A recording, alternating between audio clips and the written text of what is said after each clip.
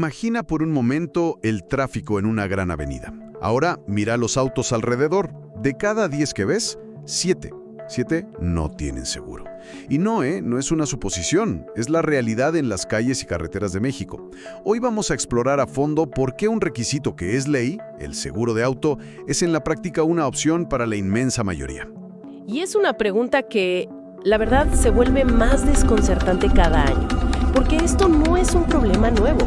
Llevamos décadas hablando de la necesidad de una cultura del seguro, de la obligatoriedad, y sin embargo, pues, las cifras parecen atrapadas en el tiempo. Totalmente. Es una historia de economía, de cultura y sobre todo de la enorme distancia que a veces existe entre lo que dice la ley y lo que sucede en el mundo real. Exacto. Nuestra misión hoy es entender las cifras detrás de ese estancamiento, las razones que dan los especialistas y sobre todo lo que se ve venir en el futuro cercano, que podría cambiar las reglas del juego para todos. Así que vamos a desempacar esto. El dato duro para empezar es que apenas el 32.3% del parque vehicular en México estaba asegurado en 2024. Un dato que, por sí solo, es alarmante. Significa que casi 7 de cada 10 vehículos circulan sin protección. Pero lo verdaderamente fascinante aquí es ver la tendencia, o más bien, la falta de ella. Claro. Después de la pandemia, uno habría esperado un cambio de comportamiento, pero los números nos cuentan otra historia. A ver, explícame eso, porque mi intuición me diría lo contrario. En 2020, con el encierro, mucha gente dejó de usar el coche, quizá canceló su seguro para ahorrar.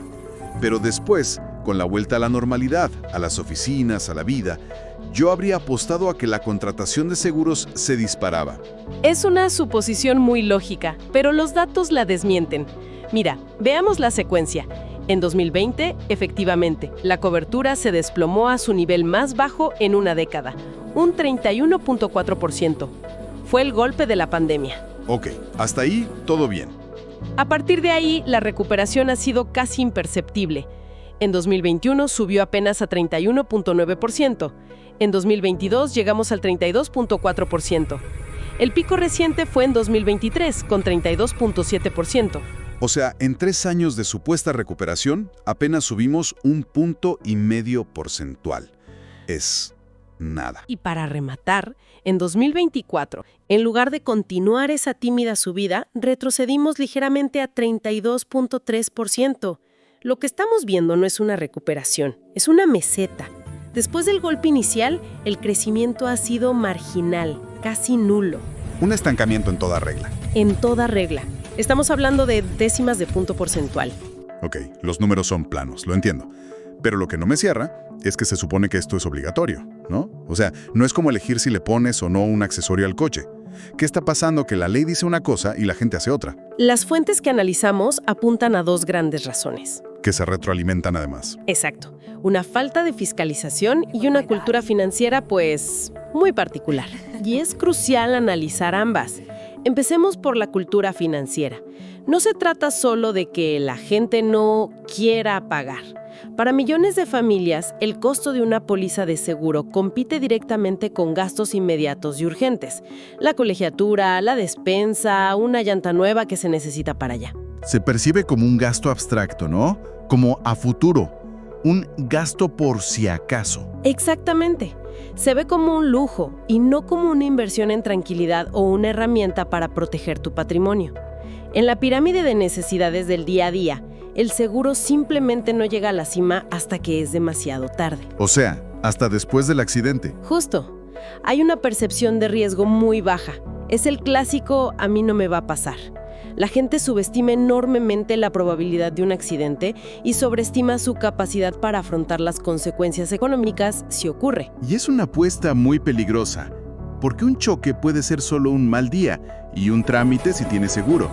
O puede ser la catástrofe financiera que hunda a una familia por años. Sin duda. Un solo accidente con lesionados puede generar costos de cientos de miles o incluso millones de pesos. Totalmente. Pero esa realidad choca con la presión económica del presente. Cuando el dinero es justo, se prioriza lo tangible. Y aquí es donde se conecta con el segundo punto. La falta de fiscalización. A ver, entiendo la mentalidad del día a día, la presión económica. Pero aún así hay una ley. ¿Qué qué pasa con la autoridad? ¿Por qué no se hace cumplir? Porque una ley sin un mecanismo de aplicación efectivo se convierte en una sugerencia. Y aquí es donde los datos de la Asociación Mexicana de Agentes de Seguros y Fianzas, la AMASFAC, son demoledores. ¿Qué es lo que dicen? Porque suena que tenemos la ley, pero no quien la aplique. Precisamente, Alejandro Sobera de la asociación lo pone en términos muy claros. Señala que, si bien la ley que obliga a tener un seguro de responsabilidad civil es vigente en prácticamente todo el país, las multas y sanciones por no cumplirla solo se aplican de manera consistente en aproximadamente el 10% del territorio nacional. Espera, repite ese número. ¿Solo el 10%? El 10%. O sea, en el 90% restante del país, puedes conducir sin seguro y la probabilidad de que enfrentes una consecuencia legal es mínima o nula. Correcto. Y ese es el corazón del problema. Sin la sanción, sin esa consecuencia tangible e inmediata de una multa, el incentivo para cumplir se desploma. Claro. El costo de la póliza se sigue percibiendo como un gasto opcional, porque el riesgo de ser multado es bajísimo. Se rompe el cálculo de costo-beneficio. ¿Para qué pago miles de pesos al año si la probabilidad de que me multen es casi cero? Entiendo el punto de las multas, es lógico. Pero es solo eso. Pienso en otros trámites, como la verificación vehicular en algunas ciudades, donde la gente sí cumple por miedo a la multa, y al corralón. ¿Qué hace al seguro tan diferente? Es una excelente pregunta. Creo que es una combinación. La verificación tiene una fecha límite clara, puntos de revisión visibles, una consecuencia inmediata. El seguro es más abstracto. Es como invisible. Calle solo para pedirte la póliza. La falta solo se descubre si ya te pasó algo más. Te pasaste un alto, tuviste un accidente. Y eso, combinado con la percepción de bajo riesgo que mencionábamos, hace que la gente decida jugársela. Y supongo que este problema no es igual en todo el país. Me imagino que en la Ciudad de México, con tanto caos, retenes y cámaras, la gente se asegura más por pura presión. Totalmente. El mapa del aseguramiento en México no es parejo, parece un archipiélago. Hay islas de alta cobertura en un océano de desprotección, y las diferencias son abismales. Hablemos de esos contrastes. Los datos pintan un país de varias velocidades. En la cima, como líder indiscutible, está la Ciudad de México. La Ciudad de México, sí, concentra el 16.9% de todos los autos asegurados del país. Le sigue Nuevo León con un 10.1%. Pensemos en eso por un segundo. Solo esas dos entidades suman más de una cuarta parte, el 27% de todas las pólizas de auto de México. Es una concentración brutal. Y en el otro extremo del espectro, la diferencia es gigantesca. En los últimos lugares de la tabla encontramos estados como Campeche y Tlaxcala. ¿Y qué porcentaje tienen ellos? Cada uno de ellos reporta apenas un 0.5% del total. 0.5. Vaya, esto plantea una pregunta importante. ¿Qué hay detrás de esta disparidad? No es solo que en la Ciudad de México haya más coches. Proporcionalmente, un conductor ahí tiene muchas más probabilidades de estar asegurado que uno en Tlaxcala. Y la respuesta es una mezcla de factores. El primero, supongo, es la fiscalización de la que ya hablamos. Es más estricta en las grandes metrópoles. Sin duda, es más probable que te encuentres con un operativo en viaducto que en una carretera rural. Pero hay otros elementos clave. Uno es la concentración de flotillas de empresas. Ah, claro. Las grandes compañías, por política corporativa para proteger sus activos, aseguran el 100% de sus vehículos. ¿Y dónde están las sedes de estas grandes compañías? Principalmente en la Ciudad de México, Monterrey, Guadalajara. Claro, el factor económico. Las zonas con mayor actividad económica formal empujan a la formalidad en todos los sentidos, incluyendo los seguros. Exacto, es un ecosistema. En estas ciudades hay más acceso a productos financieros, más créditos automotrices que a menudo exigen el seguro y una cultura de negocios que presiona hacia el cumplimiento. En zonas con economías más informales, esa presión simplemente no existe. Entonces, si el presente es así de complicado, con este estancamiento y estas desigualdades tan marcadas, ¿qué nos espera en el horizonte? Porque por lo que se ve en las fuentes, el 2026 será un año clave y lleno de retos. Definitivamente, Hay dos nubes de tormenta en el horizonte que las aseguradoras y los consumidores están observando con muchísima atención. La primera es un cambio fiscal importante relacionado con el IVA. De acuerdo. Expliquemos eso de forma sencilla. ¿Qué va a pasar con el IVA y cómo afecta directamente si alguien quiere comprar o renovar su seguro? Bueno, el cambio es técnico, pero con consecuencias muy prácticas. A partir de 2026, las aseguradoras ya no podrán deducir o acreditar el IVA que pagan por ciertos servicios clave, ¿Cómo cuáles? especialmente las reparaciones de vehículos siniestrados en talleres mecánicos. Hasta ahora, ese IVA lo podían restar de sus impuestos, pero esa facilidad se termina. Y como en cualquier negocio, si un costo que antes podías deducir ahora lo tienes que absorber por completo, pues buscarás la manera de compensarlo. Lo lógico es pensar que se lo pasarán al cliente. Inevitablemente. El análisis del área de estudios económicos de Banamex es muy claro al respecto. Es muy probable, casi un hecho, que las aseguradoras trasladen este nuevo costo a los consumidores. La forma más directa de hacerlo es aumentando los precios de las pólizas. O sea, el seguro va a subir de precio en 2026 sí o sí por este cambio. ¿Se sabe de cuánto podría ser el impacto? El pronóstico de Banamex es bastante específico. Estiman que este aumento en el costo de los seguros podría tener un efecto de 2.9 puntos base en la inflación general para ese año. Que puede no sonar a una cifra enorme, pero Pero es una presión de precios adicional sobre un producto que, como ya vimos, la mayoría de la gente ya percibe como caro o inaccesible. Es echarle más leña a un fuego que no queremos que crezca. Claro. ¿Y esto ya está generando que las aseguradoras piensen en estrategias para mitigar el golpe? Una posibilidad que se menciona es cambiar la forma en que gestionan los siniestros. ¿Cómo?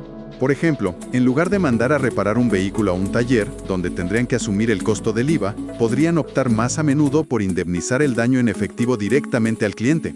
Y eso de indemnizar en efectivo, a ver, ¿es bueno o malo para el consumidor? A primera vista suena bien, me dan el dinero y yo veo dónde lo arreglo. Tiene sus pros y sus contras. Por un lado te da flexibilidad, pero por otro te traslada a ti la responsabilidad de encontrar un buen taller, negociar el precio y asegurarte de que la reparación quede bien hecha. Y que el dinero alcance, supongo.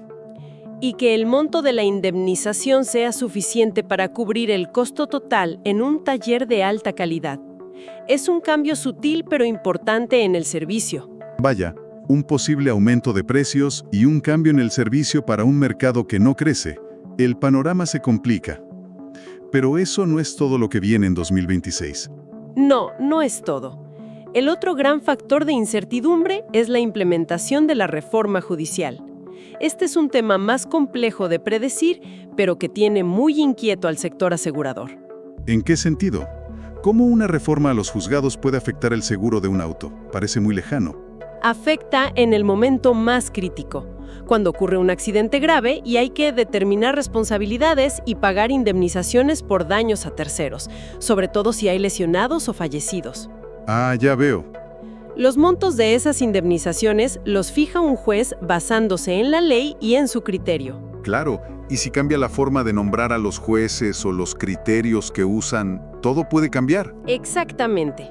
La gran incógnita es cómo los nuevos criterios de los jueces bajo el nuevo sistema influirán en el pago de estas indemnizaciones.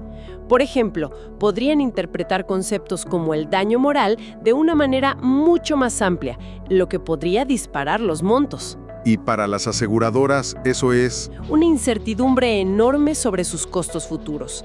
Si los pagos por siniestros de responsabilidad civil aumentan drásticamente, ese costo, de nuevo, eventualmente se refleja en el precio de las pólizas para todos. Entonces, a la certidumbre de un aumento de costos por el tema fiscal, se le suma una enorme incertidumbre por el tema legal. Vaya combo para el 2026. Es un escenario complejo. Un mercado que lucha por crecer se enfrentará a presiones de costos que podrían hacerlo aún menos accesible. Haciendo un recuento. Tenemos un mercado estancado por casi un lustro, una ley que es obligatoria en el papel pero que se ignora en la práctica en la mayor parte del país. Una cultura donde el seguro es visto como un lujo. Desigualdades regionales enormes y un futuro cercano que promete precios más altos. Si lo vemos en perspectiva, la situación del seguro automotriz funciona como un barómetro muy preciso de la realidad nacional. No es solo una estadística sobre autos. Es un espejo de problemas mucho más grandes. Totalmente. Refleja la distancia que a menudo existe en México entre la ley y su aplicación cotidiana, entre el deber ser y el ser. También refleja las presiones económicas reales sobre las familias que deben hacer malabares para decidir entre cumplir con esto o cubrir otras necesidades más inmediatas. Y el impacto de las grandes decisiones. Y finalmente nos muestra la forma en que las grandes reformas, ya sean fiscales o judiciales, que se discuten a nivel macro, terminan impactando de manera muy directa en el bolsillo y en la vida diaria de las personas. Lo cual nos deja con una reflexión final. Si un requisito legal tan fundamental para la seguridad y la responsabilidad de todos es ignorado por la gran mayoría, ¿qué nos revela eso sobre la relación que existe entre las leyes, la economía personal y la confianza en las instituciones en nuestro día a día?